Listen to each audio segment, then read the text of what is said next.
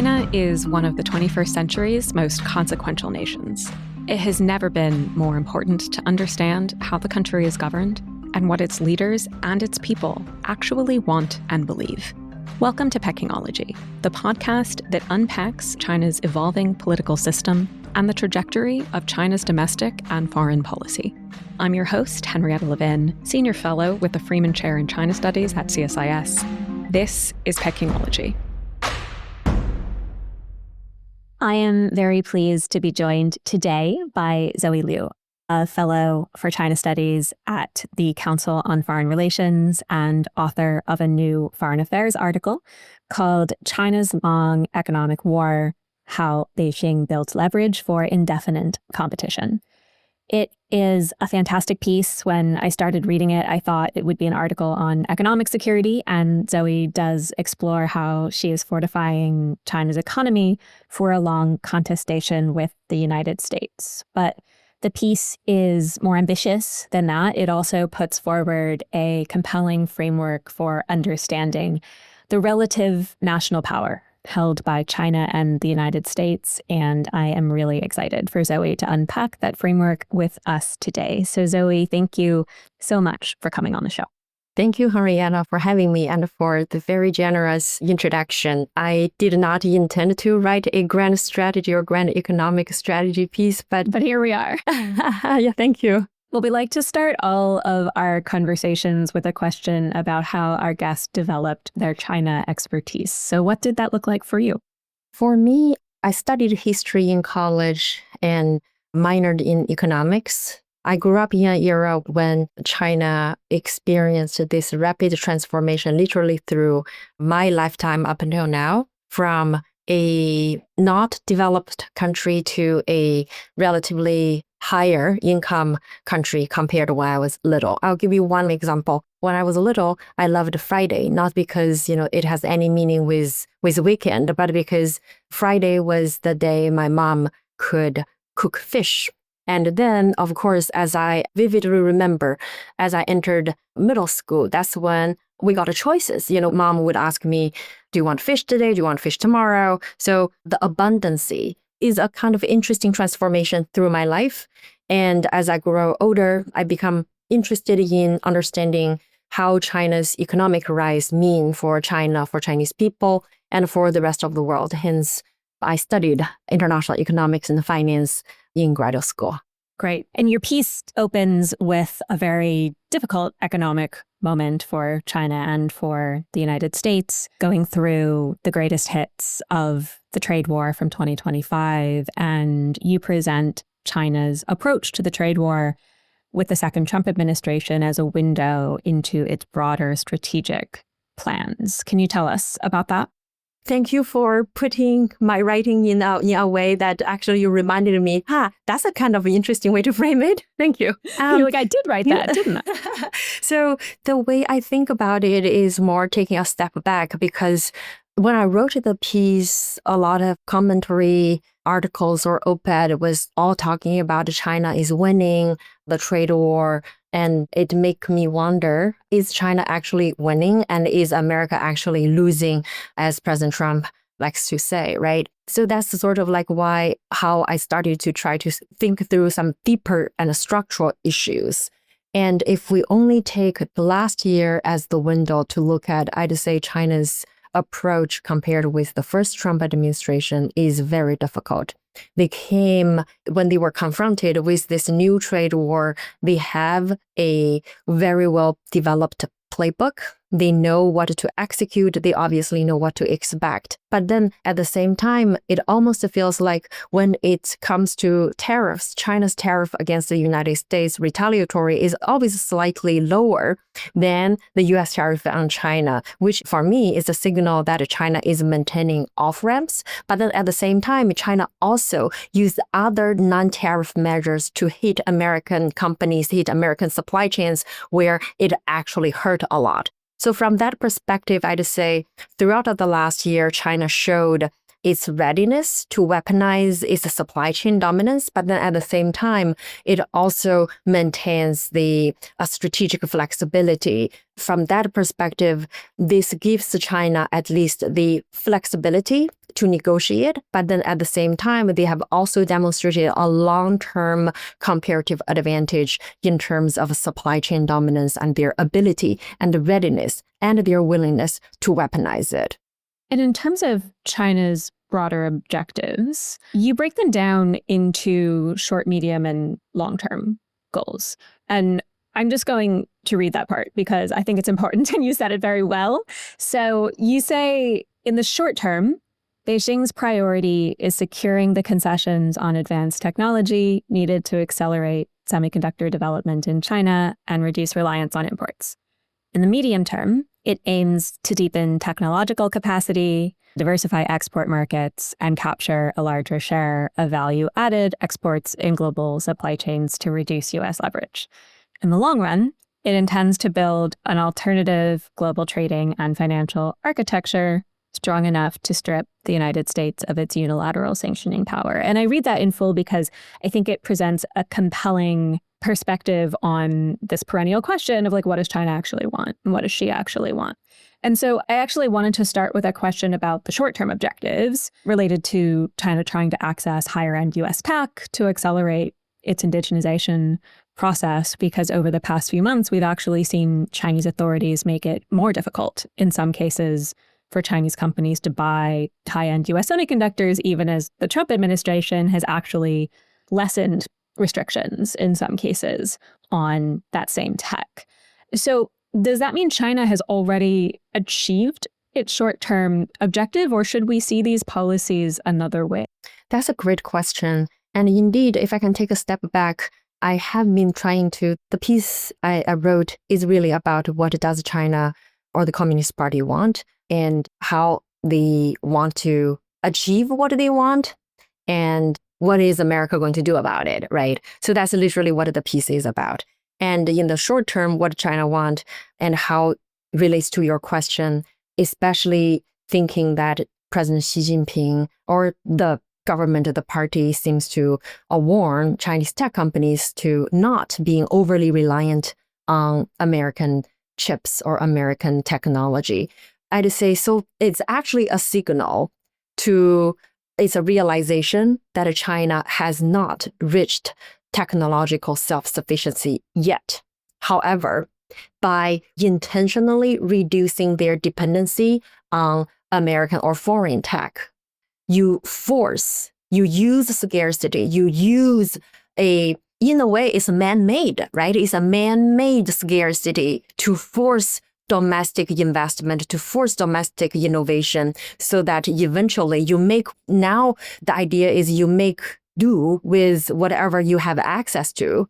And if it means you have to work with the 2 or 3 generation behind technology or chips to work with that, eventually you hope you can create your own alternative. So the fact that they are still trying to use this man-made lack of access to force domestic innovation, to force domestic investment is a signal that they have not yet achieved their goal of technological self-sufficiency. If they were able to achieve that goal, it would almost be like a Chinese EV. You are no longer putting any restrictions on that. And do you think as Beijing moves through these short, medium, long-term objectives, is there a timeline that you see associated with these goals? Or how do you think Beijing assesses its own success or lack thereof in moving kind of along this timeline? Oh, that's a great question. A cliche is that the Chinese think in terms of 100 years, whereas here in the US, we think in terms of 4-year election cycle or even shorter than that, right? I don't think in this case is about 100 years. As we are speaking now, is the time for the 5-year plan. So I do look forward to read the specific target being announced in the 15th 5-year plans. Because the reason why I think this 15th 5-year plan is important is that they are going to lay out a clear timeline in terms of by which year we want to achieve what kind of market share dominance, what kind of breakthrough. So there will be numeric numbers that China lay out especially in terms of manufacturer production capacity. So by saying that, I think now I do not really know what is their clear timeline. Is it by 2030? Is it by 2050? I cannot put a clear timeline there. And I also anticipate that the Chinese probably will also be very vague in terms of their own technological or their own innovation ambition. The reason I say why they want to be vague is because remember the Made in China 2025, right? Made in China 2025, which literally triggered America's response, then looking at what China tries to do, they ambitiously laid it out and then followed with America's export control. So I think China learned from that lesson and now they are probably going to be very vague about it. I should say also we're recording on February 27th, so our listeners may know slightly more about the next 5-year plan than we do here, but we will be back to go deeper on the 5-year plan in coming episodes, so don't worry. So I want to get into your framework for understanding relative power and Chinese national power.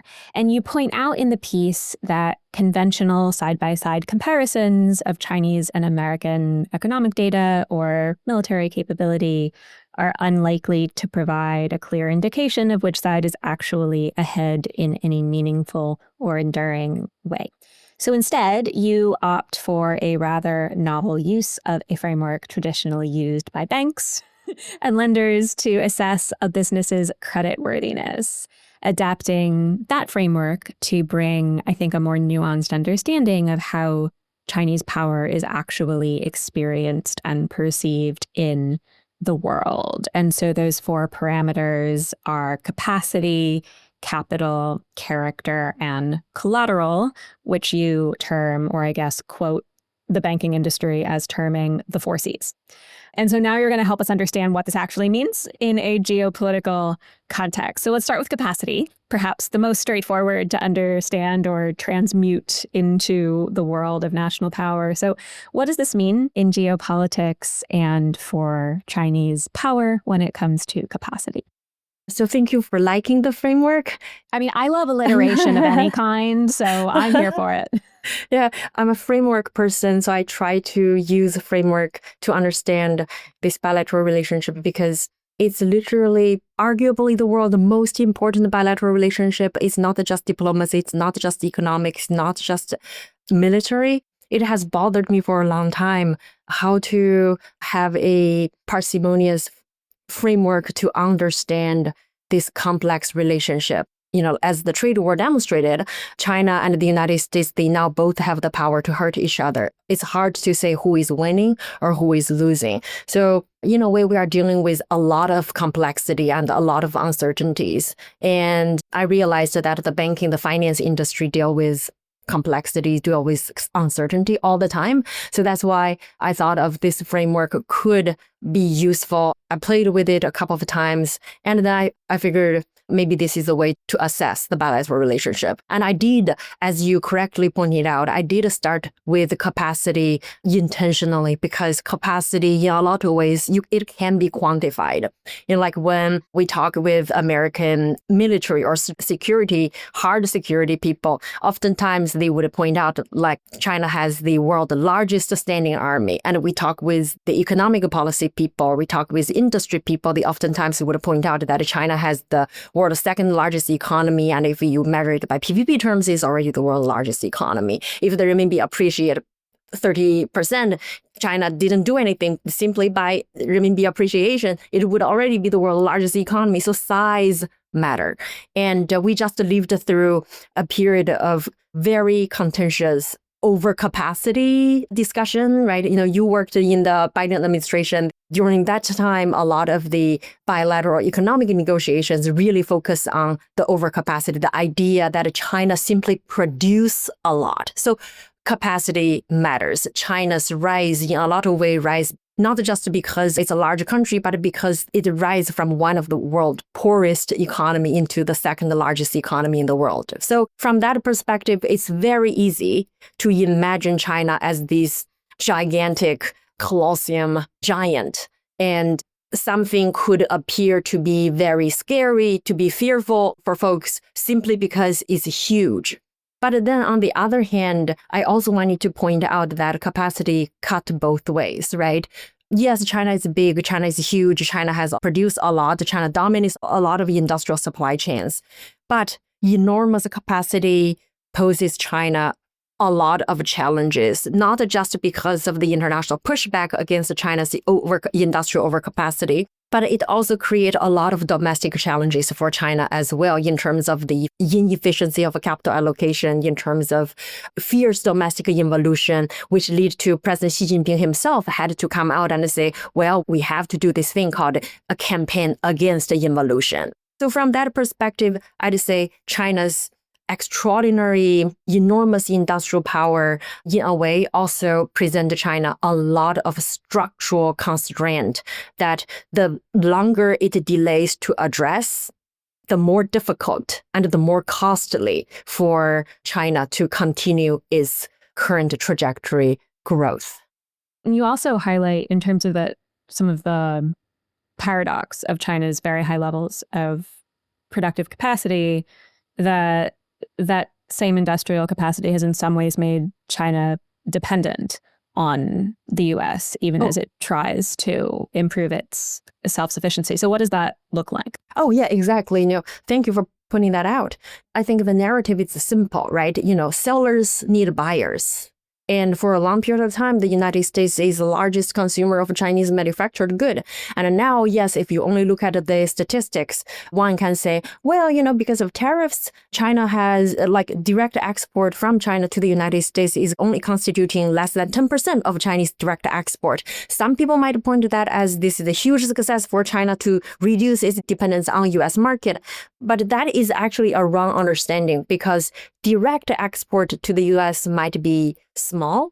Indirect export in China export through Southeast Asia, through the Middle East, countries like UAE, a lot of this intermediary export eventually landed in the US. So if you ask Chinese exporters, or especially those private companies, small and medium-sized companies, they will tell you best customer for them is American consumers, is American companies. So from that perspective, China's enormous industrial capacity, one way or another, is being consumed by the United States. So that's sort of the hard reality that China simply cannot ignore. And then on the other side, even if one can say, you know what, I'm just super happy not selling to America. I make sure that nobody producing anything in China is eventually going to sell it to the United States. Then eventually you end up having to deal with this perpetual question in terms of company management, in terms of expertise, especially in terms of research and development network. A lot of this is still very much a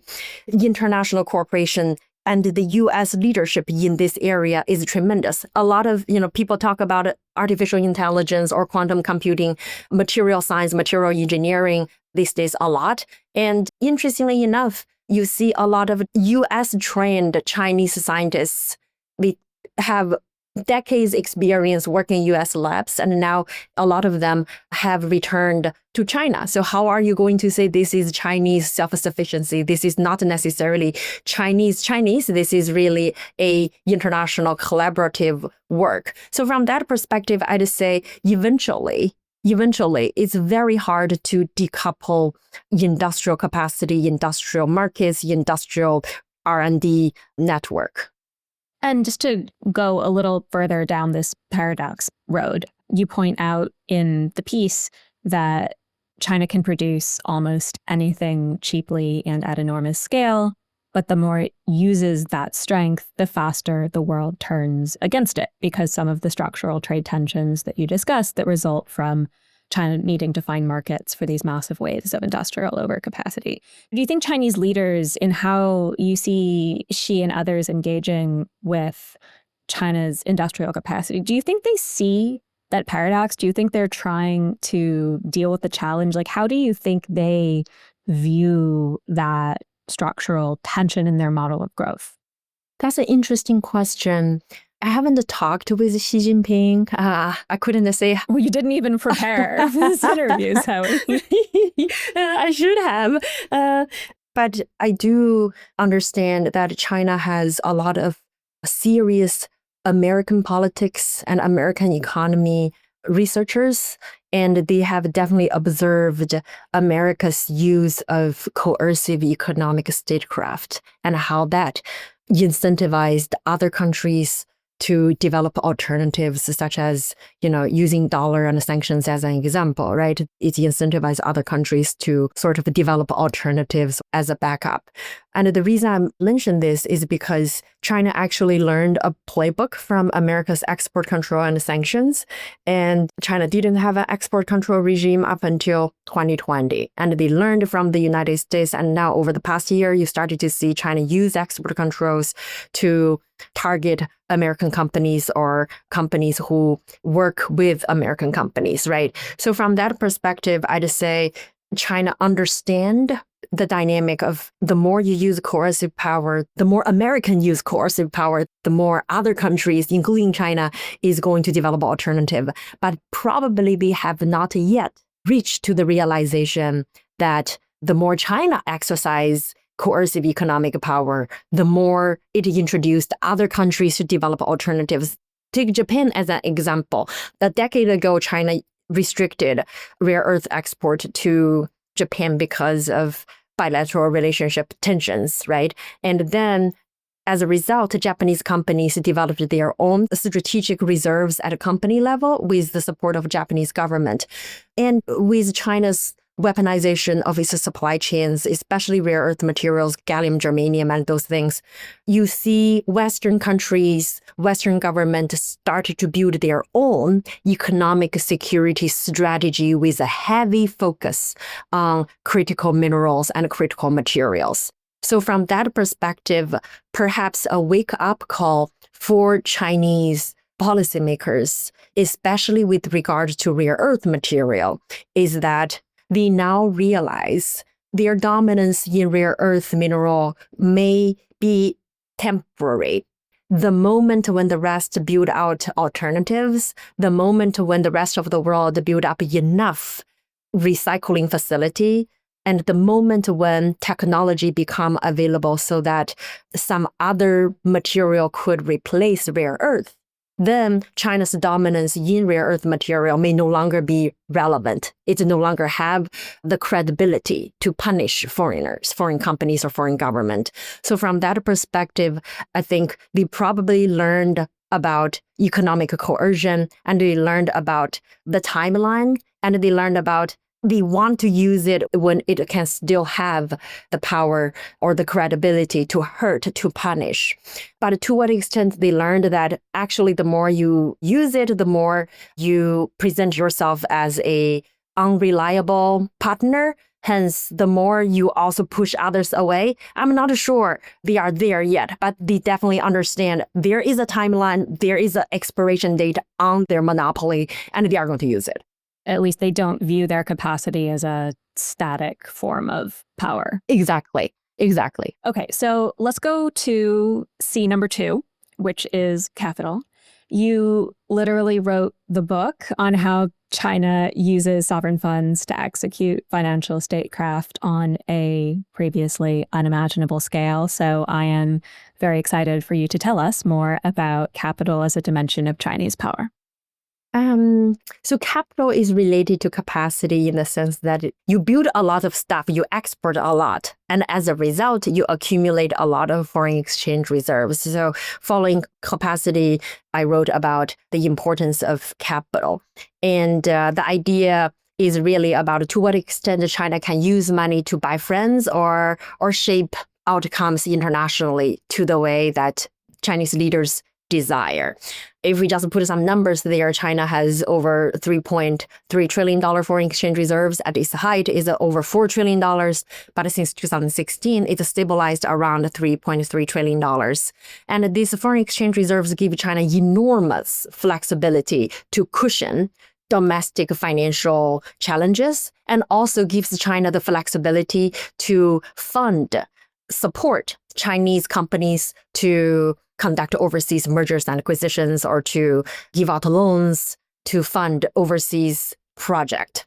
It's the 3.3 trillion is only the so-called official foreign exchange reserves, and there are somewhere between 1 to 2 trillion foreign exchange asset, not directly managed by the PBOC, People's Bank of China, but be our foreign exchange asset that can be used to invest in risk-bearing longer-term projects, such as infrastructure investment. And China has all sorts of vehicles to deploy this money. It's not just the China Development Bank or Import-Export Bank. There is also the Silk Road Fund. There is China Investment Corporation. There are a bunch of institutions underneath the SAFE or the State Administration of Foreign Exchange. So overall, the idea is China has a lot of money, government has a lot of money to deploy. And I think for a lot of our academics or commentators or policymakers, this is a familiar story. China's government has a lot of money. But I just say, if you only look at that side, again, it's easy to think China as this omnipotent, the Communist Party or the government controls everything. But in reality, I'd say China's capital as well as its financial power is more constrained than purely the number may suggest. In the article, I use renminbi as an example.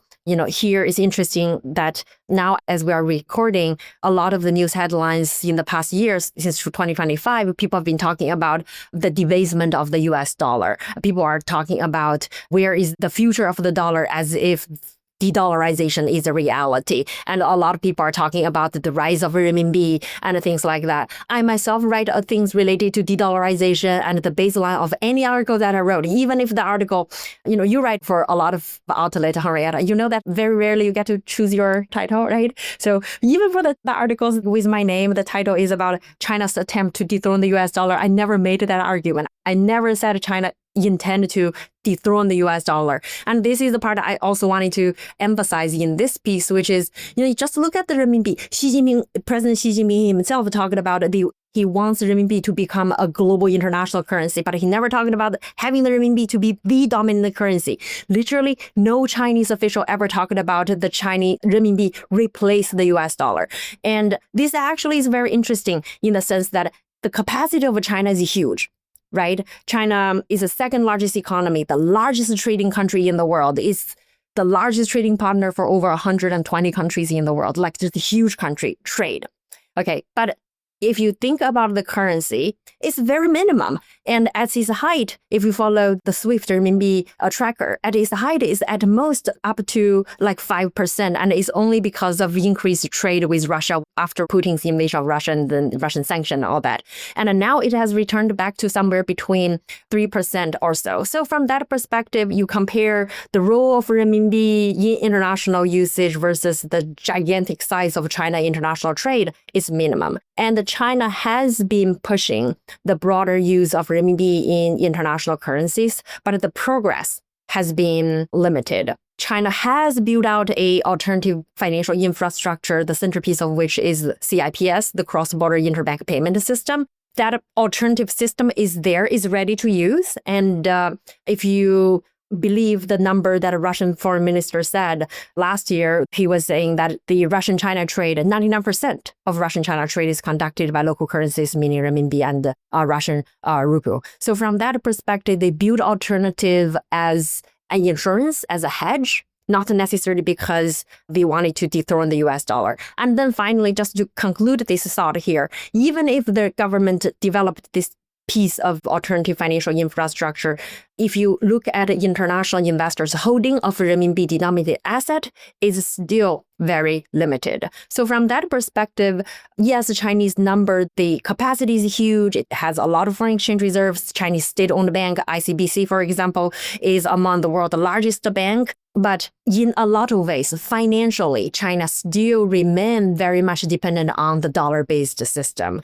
And any fluctuation in the dollar, the depreciation of dollar, literally means the majority of China's $3.3 trillion foreign exchange reserves, the majority of which is invested in dollar-based asset.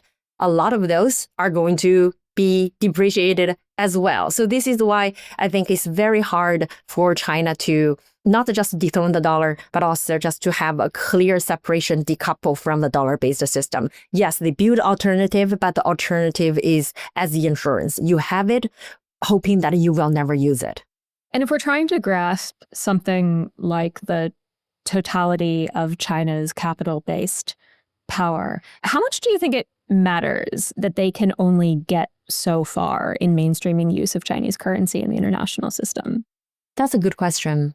It speaks to perhaps two things. The one thing is about the relative importance and the incumbency of the existing system, right, which is dollar-based. And the rise of China as the world's largest trading country, as the world's largest foreign exchange reserve holding country, China benefited from the dollar-based system, right? So that's that. And then on the other hand, it speaks more about China's constraints. China probably learned a lot of histories and learned a lot of lessons from not just the Asian financial crisis, but more specifically from the liberalization experience of a Korean and the Japanese financial market. So it's very conscientious about the potential devastating effect of having a free-flowing capital account.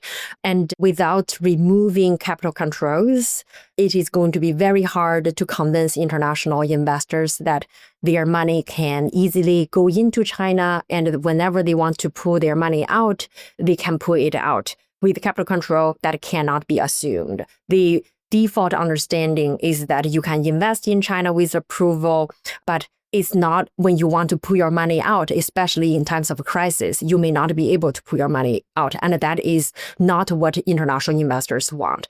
So those two factors, the incumbency and China's own political economic reasons that they haven't shown any interest to remove capital control, right? So these two factors means they can build alternative, they can push renminbi internationalization, but this is for renminbi to rise to become a leading currency in international trade or settlement, or to become a reserve currency. They have a gigantic long way to go.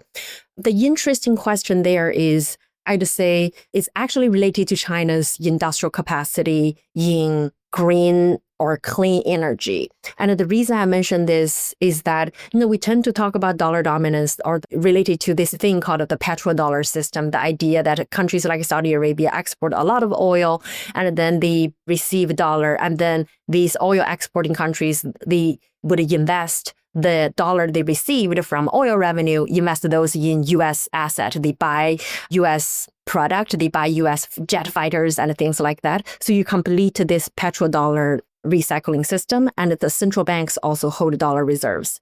China so far doesn't have it, but they have developed their own payment system and payment and settlement system. So the infrastructure is there. And then China has this enormous dominance in green energy, the entire supply chain, not just the manufacture, the physical goods.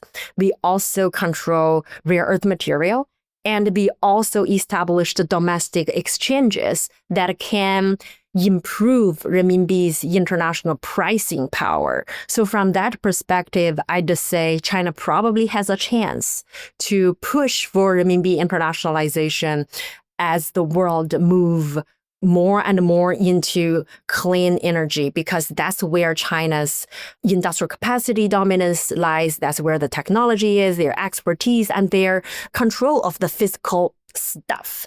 So as long as we are still in the intermediary transition, and as long as the rest of the world being skeptical about China's dominance, as long as the rest of the world keep trying to do their own green energy transformation, they might invite Chinese investment. They are not purely happy only buying from China.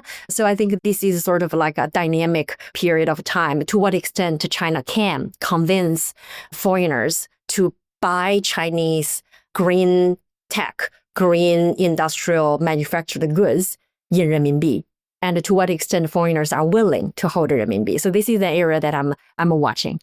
Okay, let's go to C number 3, which is character. Which, tell me if I'm not getting this right. I think the way you define this, it's a little more abstract than our prior TCs, is around the question of how China uses its capacity and its capital beyond its borders, and what is the story China tells about what it is doing on the world stage, something maybe adjacent to soft power. Right. And you argue that China has defined itself, like what is it doing on the world stage, largely in negative terms, focusing on what China is not. It's not Western, it's not liberal. And you point out, I think insightfully, that this is good for building a broad tent across the global South and other countries that also feel they are not Western, not liberal, et cetera. But this approach has trade-offs, and it also makes maybe for a broad coalition, but a loose one and sort of an uninspired coalition. So how does China look at that trade-off and how its character is represented on the world stage? So I think you're right. The way that you characterize character is exactly how I think about it. And it's really about a character is not necessarily so abstract in the sense that it's like, identity or ideology, right? It's really about how China behaves on international stage. And here, the trade-off, in some ways, there is no trade-off because character really fundamentally comes from domestic politics and domestic identity. China views itself as a victim of colonialism and Western imperialism. And this is why the Communist Party of China and President Xi Jinping talk a lot about the hundreds of years of humiliation. And by closely aligning itself with global south, China basically can show that the narrative of his historical grievances became this banner, rallying like-minded countries, if you will. But here, I'd say not having a clear definition of what you represent, but simply by defining what you are not, it constrains, it puts this dilemma to Chinese leaders in international stage, which basically means, okay, so you wanted to learn from the West, you wanted to use market forces to grow your economy, you wanted to join the WTO, be part of this international system led by the West. But then at the same time, you also say this is not necessary. You also try to point out the deficiencies of existing system. You try to show how the existing system is not necessarily representing your voice. So for me, the term I used in the article is that a lot of this goes to show China's real objective is to learn from America, learn from US, learn from Germany, learn from the West without becoming it. And for a country that doesn't really seek to export its ideology, it begs the question for the rest of the world. So you become this tremendous economic powerhouse and you have the largest standing army. So what is your intention? By defining yourself as not this, not that, not that, you create this confusion. What do you represent? And I think this confusion brew distrust and skepticism. On the other hand, I'd also say by defining itself in negative terms, China seems to have this pragmatism. It can criticize the United States when the U.S. doing unilateral sanctions.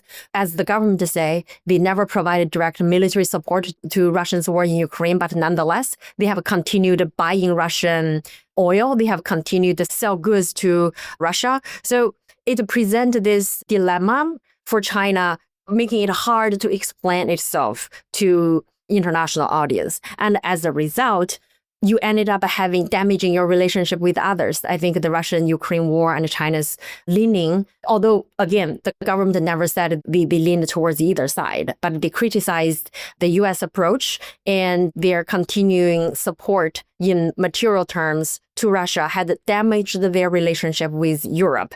As a result, Europeans viewing China not just in terms as an economic challenger, but also a security threat. So from this perspective, I think it's very hard for China to build an international coalition under the banner of what they represent. But instead, it's very much a transactional relationship. There is no fundamental trust among China's partners, if that makes sense.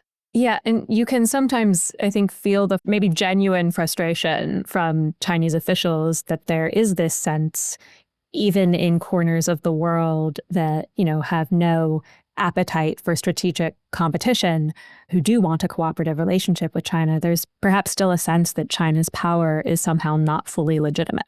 Right. And I'm glad you pointed out the word legitimate, because sometimes legitimacy is something, or good reputation, right? Things like that, and trust. These are all things that you cannot pass a law and say, now I declare legitimacy, I declare credibility. It's something that has to be tested. And so far, there is no case China is a power that has not been tested to be credible, and it hasn't earned the trust among international communities. And in a way, this actually offers China and Chinese entities a tremendous amount of flexibility when they are dealing with developing countries, because developing countries, we have learned how to exploit great power competition, right? It's sort of like what America can give us, what China can give us. And the fact that China came in and say, I'm only here doing business. I don't seek to export democracy or human rights. I'm not here to pedagoging you on how to run your country. Only here to do business. For a period of time, I think it worked. But look at the recent case in Venezuela. The case of Venezuela, I think, is kind of interesting case to show China's transactional, opportunistic way of doing business, conducting diplomacy is encountering more and more trouble. Part of the reason is because not only the oil-backed loan program has proven to be not successful, but when Chinese transactional approach in a country meet with America's hard power, and they literally couldn't do anything to defend their interest in a foreign country, goes to show China's way of doing business or China's way of conducting international diplomacy, international relations has a lot of constraints. Okay, that leads us to C number 4, which is collateral, perhaps the strangest fit for a geopolitical framework. So what does collateral mean in the context of national power? So I'll take a step back why I switched the collateral to the word that I used in the article, talk about credibility. So collateral in credit analysis means you put down something. Your house can be a mortgage as a collateral, right? You put down something so that you can lend. And if you are good credit risk, you have a great credit score, you don't even have to put down collateral. So this basically means it's a collateral or the lack of needing a collateral in credit analysis or in terms in lending, in borrowing, is a signal of what kind of a credit risk you are. If you have a great credit history, you have a lot of capacity to pay, you probably don't need collateral. So in a way, it's a signal of credibility. So this is why instead of using the bizarre word, maybe for geopolitics, in the geopolitics world, I use the plain word credibility, because it literally means to what extent one country can convince other country about its intent. And I think this is where China really feels the frustration, right? Overcapacity is a great example. You hear Chinese officials for so long, they say, we don't have a grand strategy to flood the international market. We don't have a grand strategy to use overcapacity to kill your industries. But nonetheless, Western leaders from Europe to other capitals, they oftentimes point out China's intentional use of industrial overcapacity to kill other countries, companies, and industries. So I think credibility probably is the weakest dimension in China's overall multidimensional measures of power. It has a lot of credibility. It has a lot of capacity. It has a lot of foreign exchange reserves and a lot of state-owned capital. It also has a lot of overseas investment and so on and so forth. The more China invests overseas, the more China tries to exercise its muscles, the more it invests. The more it invites skepticism. You see not just in overcapacity. Ports is another example, right? Every now and then you see folks talk about, oh, China invested in this port and why China is investing in this overseas port. Does that mean the PLA is going to come in and make this port into an overseas military base? Although we don't really have a lot of concrete evidence suggesting that, but those narratives stuck. And then the other interesting example stuck with me is the whole debt trap diplomacy. You worked on a lot of things related to Southeast Asia. You will know this perhaps better than anybody. There is literally no empirical or serious academic work has shown there is no such thing like China intentionally set up that trap, knowing that you cannot pay, but I'm going to set up this trap so that I lend you knowing that you cannot pay. And eventually I just want to have a control of your piece of critical infrastructure or have a piece of control of your commodity. Although academic literature show there is no such evidence, but that narrative just stuck. So I have a lot of sympathy to Chinese policymakers in this way because it really shows this international anxiety about how China behave, how China exercises its capacity, and how China uses its power. So taking a step back, having walked through these 4 dimensions of power, like what is your conclusion? Like, how does the math shake out for you? How much, what kind of power does China have? I'd say if we use sort of like the classic IR language, there is the soft power, hard power, sharp power, whatever you want to define it. Probably China's weakest part is in soft power or smart or sharp power, but it has built up industrial power for sure. But does industrial power equal to hard power? I'm not exactly sure, because hard also probably include, it's not just a numbers game, it's also the quality. So from that perspective, this is why I feel like the bilateral relationship, the power match between these two countries is so hard to quantify now. Because winning or building more stuff in one area might trigger negative reactions in the other area. And ultimately, what does China want by building up all its various powers, right? You build up powers to achieve something, right? So this is why the piece, I try to explain that what China really wants is strategic autonomy. Although it does not seek to dethrone the US leadership, it does not seek to replace the US as the international leader. It does not seek to dethrone the US dollar, but it does want to have the freedom of action in its core area of interests. And it does want to have the veto power against America's ability to conduct unilateral actions. And I think probably the trade war experience in 2025 showed that at least China now can force the United States to accommodate China. And this is probably also an area where China is slowly but steadily proving its ground. And in that context, you argue that the best case scenario for US-China relations for the period ahead is what you called stabilized confrontation. What does that look like? Yeah, I did have a hard time to think about the best case scenario, given that both countries now have built up mechanism to hurt each other, which make the rest of the world become collateral damage. So what is the best case scenario? I feel like now we are already, you work in the government, so you correct me if my understanding of the mentality is wrong. It almost feels like the two countries are locked in a competitive and confrontational mindset.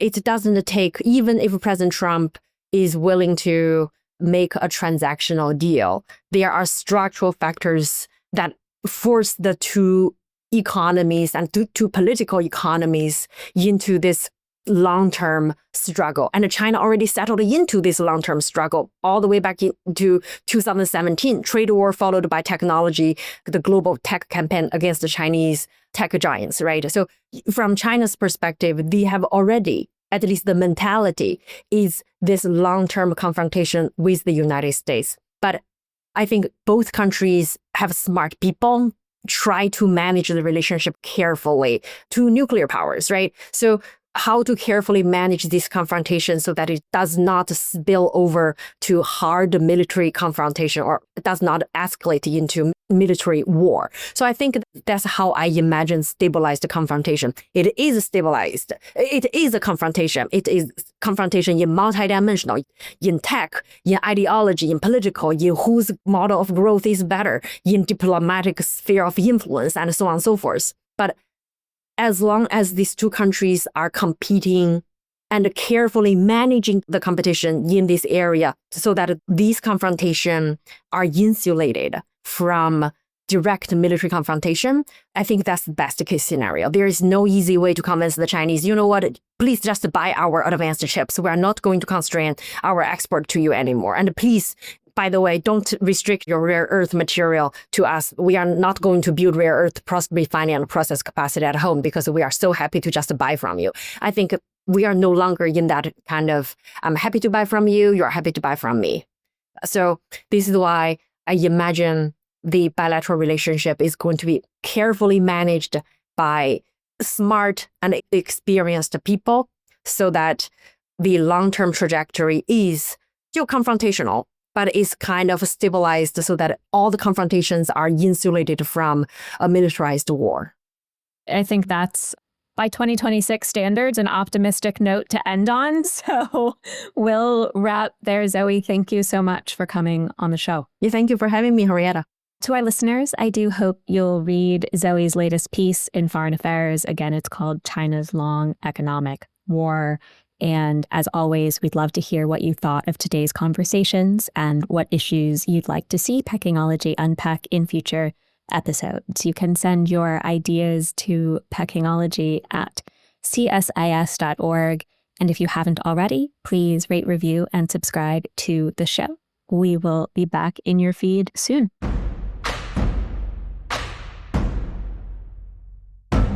If you enjoyed this podcast, check out our larger suite of CSIS podcasts. You can listen to them all on major streaming platforms like Apple Podcasts and Spotify. Visit csis.org/podcasts to see our full catalog.